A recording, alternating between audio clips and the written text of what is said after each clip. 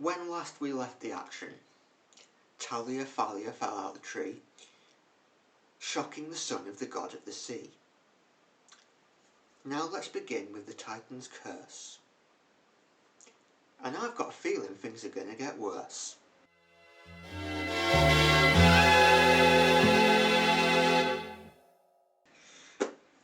So before I start this, what do I think is going to happen? Well, judging by the cover, it's going to involve a flying horse, and maybe that's San Francisco in the background there. Don't know, it looks like the Golden Gate Bridge, but could even be the Severn Bridge in some... No, I don't think the Severn Bridge is that built up. I think we're going to be introduced to a couple of new gods. I think, looking at the chapter titles, we might get Hephaestus in this one. And on the back it says there is a goddess in chains. Now, we've not had any of the Greek goddesses in this series yet, so could be any of them, but I'm thinking if Hephaestus is in this and there's somebody in chains, maybe he's chained Aphrodite up. Maybe it's... We know that Ares has something to do with this series. He was the villain in the first book, so maybe Hephaestus is punishing Aphrodite for going with Ares. Shall we just get started? Cool. Yeah. Chapter 1. My rescue operation goes very wrong.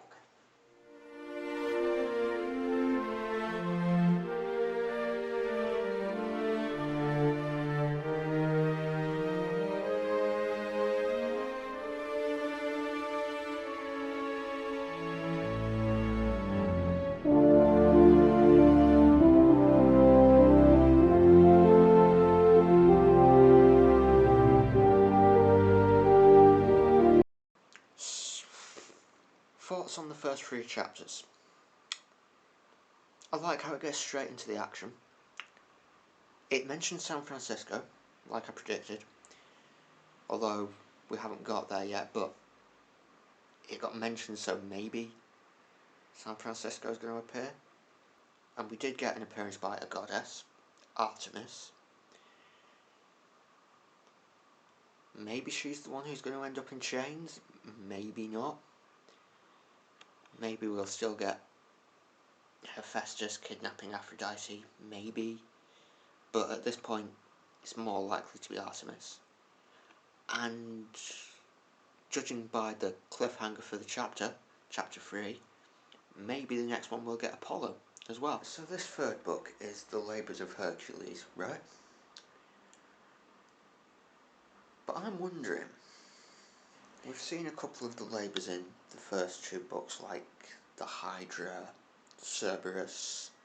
I'm wondering if the whole series isn't like a Labours of Hercules thing. A sort of series of subtle, unmentioned challenges to prove that PJ is worthy of being a hero. I wonder if the gods aren't putting him through some sort of trial, or a series of trials, to prove that he's worthy. It's just the sort of thing they do,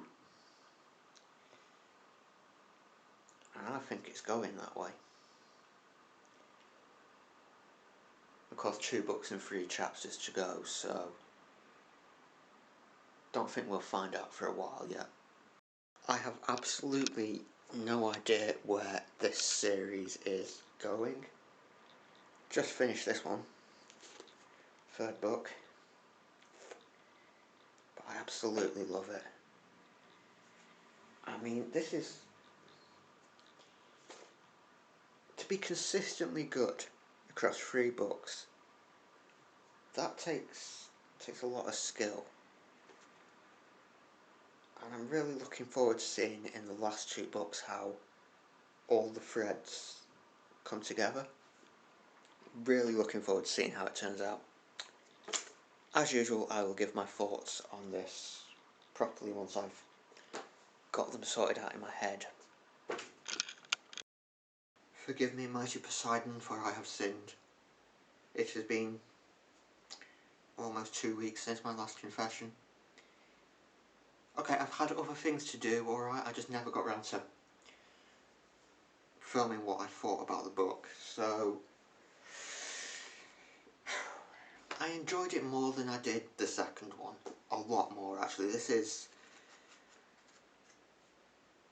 a much, much superior book to the second one. The second one felt much like a kind of retread of the first one, not as good.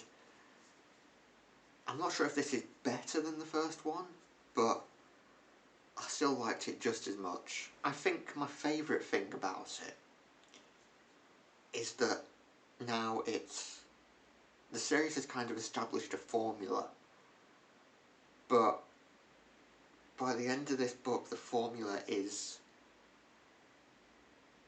kind of used in the narrative, in the development of PJ's character, in that it's one of his flaws.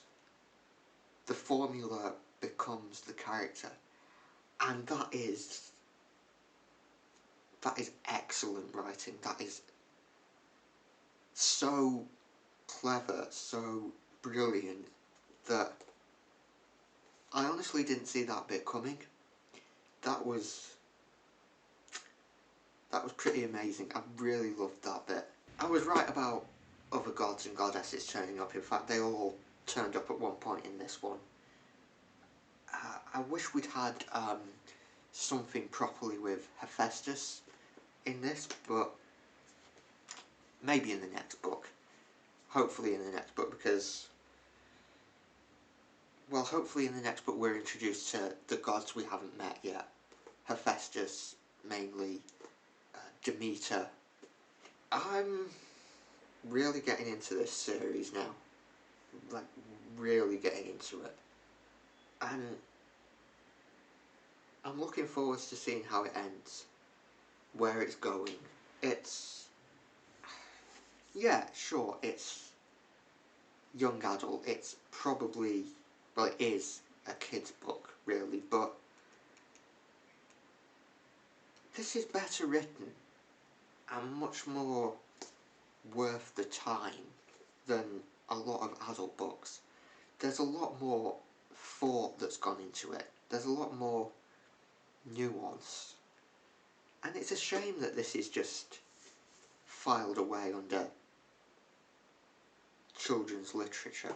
I mean, the reason I picked this series up, right, because for years I've been joking that Rick Riordan stole his idea for this from me before I'd even thought of it. And it was like a kind of fun exercise, see how much they compare. The answer is not at all, apart from, you know, a tiny little bit of character. It's like it's the same as when you're writing something and you've got an idea in your head, but the story goes, nah mate, I'm not going over there, I'm going over here. And that's kind of what happened here. I started with one intention, and something else came out of it. I should get on and order the fourth book, shouldn't I? Yeah. Cool. Catch you next time. It's going to be amazing.